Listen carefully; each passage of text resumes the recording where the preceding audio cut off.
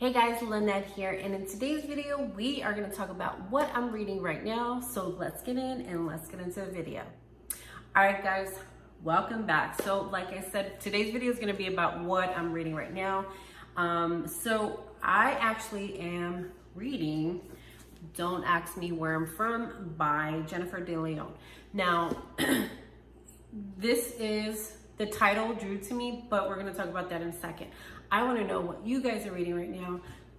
I know for me, sometimes it's hard to get that reading time into my day, but usually the easiest thing for me is audiobooks. So I like to get the book and also have the audiobook so I can listen on the times when I can sit down or I don't have a time to sit down.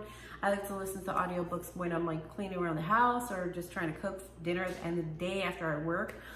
So that is my preference. So I want to know from you guys, when do you normally sit down and read a book? On the weekends, after work? When is that time for you? For me, it's usually when I'm mobile, when I'm actually doing like things outside in the yard, or usually just doing housework, which I'm not too happy about. And then I'll pop in my AirPods and just listen to a book at the same time because that makes my time go faster normally. So anyway, enough rambling. Now, but I still do want to know, what book are you reading right now? Because I'm super curious. Since this is a new channel, I just would love to hear the books that you guys are reading, just in case I wanted to read that book next. You never know, your title may be in my next video, so I'll definitely give you a shout out. So anyway, Don't Ask Me Where I'm From. For me, the title actually it drew me because Don't Ask Me Where I'm From is something that I've often been asked several times, especially from high school and beyond. So that title for me was interesting. Now, when you look at the synopsis of the book, I love the cover of this book too. When you look at the synopsis of this book, it says it's about a girl named Liliana. So we're not going to go dive deep and give any spoilers because I just started it, but I just want to share with you guys what I'm reading. So this is what I'm reading inside here. So this is what it says the book is about. So it says there's the wall her mom has put up ever since Liliana's dad took off again. There's the wall that delineates Liliana's vibrant inner city Boston neighborhood from Westburg, the wealthy and white suburban high school she's just been accepted to.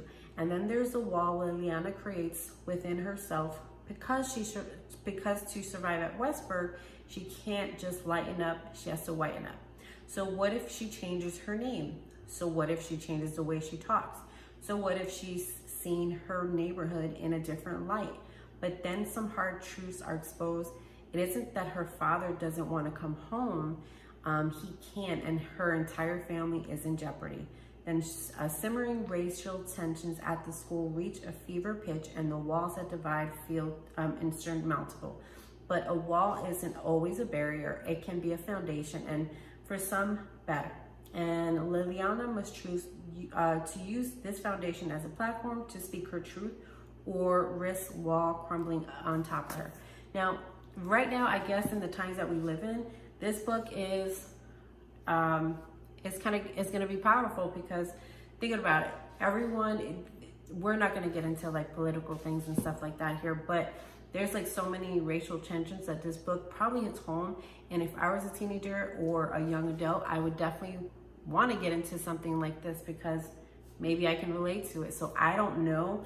I've only gone into one chapter so far, but let me know in the comment section below if you guys have read this, and we're going to talk about some other reviews that I see online. But I definitely want to hear from you if you have read Don't Ask Me Where I'm From by Jennifer De Leon. Because if I go into Goodreads, and you can actually follow me on Goodreads because that's always on my YouTube channel. I have a Goodreads Tuesday. If you want to see what books I plan on reading next, you can go see that whole list there. But if you go on Goodreads, this book actually has a 4.13 out of 5. So that means it's really good. And because I like to give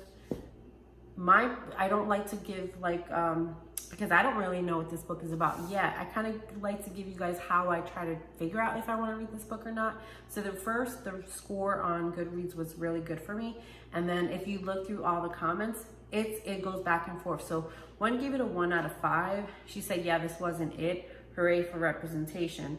Another person says 5 out of 5. And yes, I'm glad how Spanish is taking over the TV. I guess it's something to do with the book. I'm gonna try to make sure I don't read any spoilers. Let me see. 5 out of 5. When this novel started, I was kind of skeptical of the plot and the novel overall based on the synopsis, but this book exceeded my expectations. Another 5 out of 5. I must confess, I began reading this book and did not stop until I read the last word. And then 4 out of 5, I'm just saying that, yeah, you may feel annoyed having to press 1 for English or whatever. Okay, I don't know what that's about. So let me see. Somebody said 3 out of 5. Don't Ask Me Where I'm From is a mixed bag for me.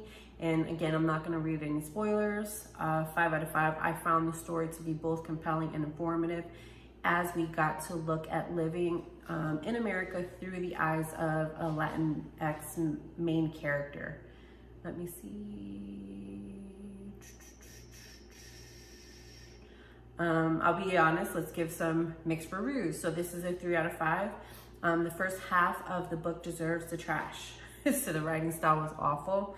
But like I said, overall on Goodreads, this has a 4.13. So that's what made me get interested. 4 out of 5 is a fantastic debut from De Leon that follows Liliana, who's navigating, and it goes on, but I have to go to another page, so I'm not. I'm gonna stay here. Let me see. Somebody gave it a 4 out of 5, 4.4 out of 5. I'm crying. So I'm not gonna go because she kind of goes into the story. 4 out of 5, interesting story of a young immigrant girl thrust into unfamiliar surroundings and how she adjusts. 3 out of 5, 3.5 out of 5. Don't really have a lot to say about this one, so I'll keep this short. I thought it was really good novel in terms of, and it goes on to another page, which I'm not going to. And then last, we don't want to see history all day. 5 out of 5, this book was so good. I listened to the audiobook and loved it. Definitely need a physical copy myself.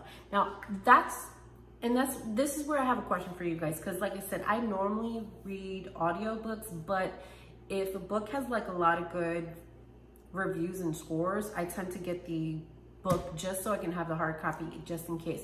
So let me know in the comment section below if you guys can still get hard copy books, or do you listen to audiobooks and get the hard copy later?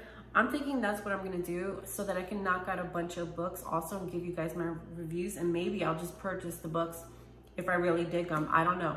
Let me know in the comment section below. What do you guys do? Are you mainly like an audiobook person like I am? Or do you definitely go for the hard copy yourself? Because that's something I guess I'm contemplating with as well. So yeah, let me know in the comments section below, again, what you're reading right now. And don't forget to make sure you like, comment, and subscribe so you don't miss another review and video. So have a good day, guys.